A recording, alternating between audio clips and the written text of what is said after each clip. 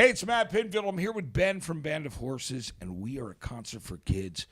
I'm so psyched to be hanging out with my old friend Ben, and who I love very much. Same. You know, dude? You know? Hell yes, It's dude. amazing. You know, it's funny. We're both Georgia Bulldogs fans, and I told you a story today about how Fran Tarkenton took the first picture of me ever when I was born, because he's friends of my dad. You know what I mean? It's ridiculous. And you know, it's funny. So I, followed him, Giants, Vikings. Oh, yeah. And did all that crazy stuff. And you and Go I, Dogs. And when you saw my credit card, right? Dude, we were both spazzing out. I'm not sure how we got on that last time. I was ended up talking about football more than music, but we'll go on about anything, won't we? It sounds great. We will. And, speaking of which, there's two questions that are really important to me I need to ask you, because Jesus Christ.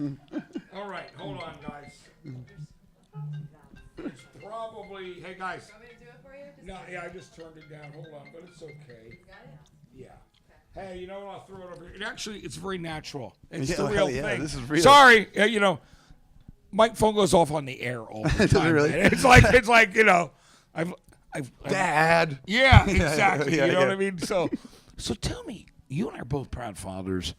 What are the first music you played for your family and your kids? I mean, were you playing music for them in the car? Oh yeah, and it's my pleasure to, as soon as I get home, be like, all right, I got pickups and drop offs everywhere we're going. Make sure I can scrub out some of the pop garbage that I know that they'll get my wife to play them. They'll be like, we want to listen to the pop songs and stuff. So I'll try to sneak in some stuff without completely scaring them away from everything. Yeah. Like you kind of have to ease into it. But I was real proud because I'd tried to get them into ELO since the get, and no one would bite. And it's like, what do you got to do? Like, I want to get paternity test here or something. Y'all ain't right. So It's great, Jeff Lynn's so great, right? But then ELO comes out with the last record they just put out, I believe it was like 2 years ago. Yeah. The lead single was When I Was a Boy. Jeff Lynn's ELO now. And that first single finally started them on the course. Like, they fell in love with that first single from the new record. It took all that whole back catalog they couldn't get, but the new record, they're like, yep, we like this. So now ever since, I finally got them to become ELO fans. Which I love. It's funny, when I was out signing my books at Amoeba in L.A., I was going to host a benefit concert at the Ford Theater for Wayne Kramer and Billy Bragg called Jail Guitar Doors. The Clash wrote that song. Yeah. And I just signed all my books there at Amoeba, but we couldn't get there because the ELO shows at the Hollywood Bowl were like so packed out because people still love them. Like, I do. God, yeah. I love those records, Yeah, man. me too, man. Face the Music.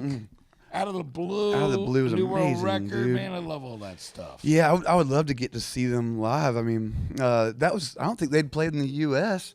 for like decades until those shows. Yeah, so and I'm not surprised. I mean, at Traveling Wilburys he did, but I mean, he resurrected Tom Petty's career with Full Moon Fever, No doubt. which is such a great record. But I mean, the guy he's such an amazing producer. Dave Edmunds, you name it, right? So that's He's cool. done so much good work. Yeah, but I'm like you. I do the same thing with my kids. It's like, you do not try to force feed them any music.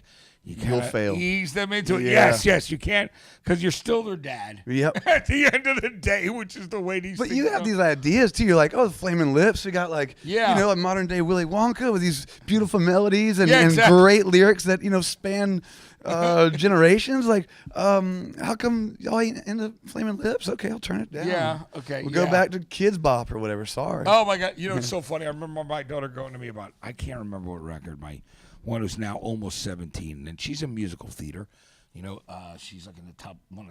She's in the school, and she just had the lead in her play as a junior. But she loves music, and certain things she likes, and then she'll just look at me and go, "Dad, this is a bad song." God. And like, what do you say to your kid? But I didn't want to I didn't want to try it. I don't want to force anything down anyone's throat. No. They'll humble you in many ways throughout the day. Music's just one way they can humble you quick. Yeah, okay. Yeah, exactly. I mean, they'll call you out on stuff, which Absolutely. I mean, that's cool, though. But that's Hell the great yeah. thing about being a dad, because it also keeps you in check. Absolutely, right, man. I'm not trying to be too cool ever again, I'm sure. Yeah, it was so funny. Felice said to me, he goes, dude, you know what? I remember my daughter going, Dad, why are you so weird? And you don't have to walk next to me. And, Flea's the best. But I mean, but we joke about it because, they get to a certain age. But anyway, getting back, what about you? What are some of your favorite records that you love so much? Like, I'm friends with Gabby, who works with you, and you're talking about Ron Wood. I've got my own album to do. Yeah. And let's talk about that one. Love man. that record. Yeah. I was lucky to grow up in a house with music always blaring. My folks were always partying, and they used the music to drown out their own escapades, whatever the hell they were doing. Yeah. And we grew up similar times. Yeah, and luckily, like hearing great like Southern music and good soul music. But the Stones were one. My dad really got in the Stones, but I didn't discover the Ron Wood record until into my 20s. I'd never heard it before, and I think the first song I heard was "Act Together" on that record, and I was just floored by it. And then finally got the full length, and it's gorgeous. You got George Harrison stopping by. Yeah. You got I think Billy Preston's on the keys over there. You got even Ringo plays drums a little bit. I mean that house of Ron's, I think, was just kind of a constant revolving door of incredible talent. But, yeah, back in that day, it was funny because they would all hang out together. Right. Whether it was Elton, Keith Moon, right? Donovan ended up singing on $1 Billion Babies for Alice Cooper because, Keith Moon was too wasted that night, and those things happen. It didn't seem like it would be a perfect pairing, but it was. It seemed to work out, so, didn't yeah, it? Exactly. But that's great, and I love that. So yeah, that album's got such a great cast, and I mean, there's nary a dud on the whole thing. So if you don't know that one yet, do yourself a favor. Ron Wood, I've got my own album to do. That's what are some of your other favorite albums? What were albums that changed your life when you were a kid? I was lucky to inherit a lot of stuff from my folks, but then I have 2 older siblings as well. And I was lucky in growing up in Irmo, South Carolina. There's not a whole lot there ain't good radio. And there's, you have MTV, but pretty much all you get is the commercial stuff. I was lucky that my brother was into good stuff. One of the only kids in town, he and Sam Beam from Iron and Wine, they're about the same age. And they got us into like Dinosaur Jr. And Pavement and The Cure and the Smiths and things like that. All those great bands. So those records really started shaping me. But I guess when Pavement came out with Slanted and Enchanted, that record, that was like my first one where it was like I finally got, thanks to my dad and my mom, my brother and sister, like I finally found my own little niche, Yeah. And Pavement was like one of the first bands that really spoke to me, and I felt like was mine, Yeah, I love that. I mean, the thing about Mount West in that record too, like Summer Babe, obviously, Trigger Lord. Cut, all God. That great Two stuff. States. Yeah, love that record, man. I love when they reissued that in Crooked Rain. Oh God, it's one of my favorite records. Yeah, it's Crooked Rain. Like, do you know that record came out less than a year after Slanted and Enchanted? Oh yeah, isn't that crazy? It blows my mind. Must be nice. Yeah, can you imagine writing Gold Sounds and Cut Your Hair So Quickly and all those other great songs? And, I have to tell you something really funny because what we're doing is we just hang out, man. This is what we do. We talk about stuff. And the great thing, Ben, was I was leaving a Tibetan Freedom concert, and I was taking a van back to the center of Manhattan with Sarah McLachlan, Lee Scratch Perry, and Stephen Malkmus. Can you imagine the 4 of us in a van? It was like y'all are like a walking joke, aren't you? It was amazing, and it was great, and it was hilarious at the same time because no one would expect to see the 4 of us rolling together like that. I would love to be a fly on the wall on that one. I can only imagine what y'all were talking about on the ride back. Yeah, that was the thing about Stephen too. Rapping about Sweet. We're talking about like 70s English glam, and how he said the saddest documentary he ever saw was the one where Brian Connolly, got really sick. And I'm not familiar, man. Yeah, you should check it. Well, I'll find out the name of it because I can't remember right now. Because there's a bunch of stuff that's out there. Because once Brian Connolly passed away, but that's the cool thing. Lee Scratch Perry was awesome. Oh, doubt. And Sarah, we're all, but it's so, look at that. That's the craziest foursome of people. Lord. You know what I mean? It's just unbelievable. So what else? Tell me some of the other ones you love.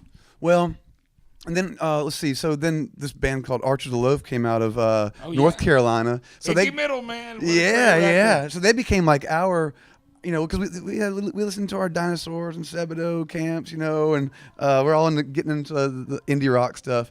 But Archers felt like that they were like our band, and they're from still, 2 3 hours away from us, but it still felt like that was like our local real band, Yeah, cool Carolina band. Yeah, oh yeah. And we're Stuck actually a pin in your backbone. that's right. That's one of the best. Web in Front, yeah. Yeah, Web in Front. We actually all the nation's airports. all Yes, those sir. We actually have on our new record, Why Are You Okay? We have 2 of the members from Archers play on 2 different songs. Oh, that's so cool. We became friends as we've gone on. They're like family now, man. So I got to like borrow some. Actually, and Jay Mascis is on there. We got Dave Fridman that produces the lyrics. Yeah. We got to kind of trace our breadcrumbs back to these artists, these records that shaped our lives. Really, kind of got to go back and pay some tribute to those folks. Isn't that a beautiful thing when you become friends with the people that you really admired, and all of a sudden, that's why for me, I'm gonna say I pinch myself all the time. I can only imagine. I mean, the people that you talk to every day. Yeah, but I'm blessed, and I'm grateful. No doubt. I never get full of my own shit. No, you never act like it. That's for sure. I never will. Dude, we were hanging out with Jason Lytle last night from Granddaddy. That's another band that we listened to. A ton. And Jason was in town last night, and we got to hang out. And there's times last night even where I'm like, don't ruin your idea. My idea of you right now, sir. Right, like, don't tell me too much. Cool. Yeah, Make sure you're cool no matter what. Yeah. I mean, that's a beautiful thing. I remember seeing Granddaddy with Elliott Smith, man. Oh yeah, man. I saw that tour too. That was a great tour. It was a beautiful tour, man. Yeah. Ben, I know you gotta get ready to play our concert. I'm not for kids, leaving. but I love hanging out with you, man. Same, we have Matt. so much fun. Yeah, we do. Talking music. We're brothers. Absolutely, friends, man. You know what I mean? Yeah. I'm gonna bother you once you're done with work. I'll come back. We'll kick it without these microphones. Yeah, we will. We will, man. We'll just start talking about all the records Hell and yeah. stuff we love. That's the beauty of what is important with music for us. And I think that's the thing that's great about KFOG and this concert for kids, too, is just, it's really about the love of music. Man. It really is. Yeah. And trying to take care of people and Yeah. doing it for the right reasons. Got to get back to people. Damn right. It's so important. So, Ben, thanks for hanging, man. My pleasure, Matt. Love Always it. a pleasure. Always. Love you, man. Fantastic. Love you too, Ben. It's Ben from Band of Horses, and we are backstage concert for kids at the Masonic here in San Francisco. I'm Matt Pinfield, and it's KFOG.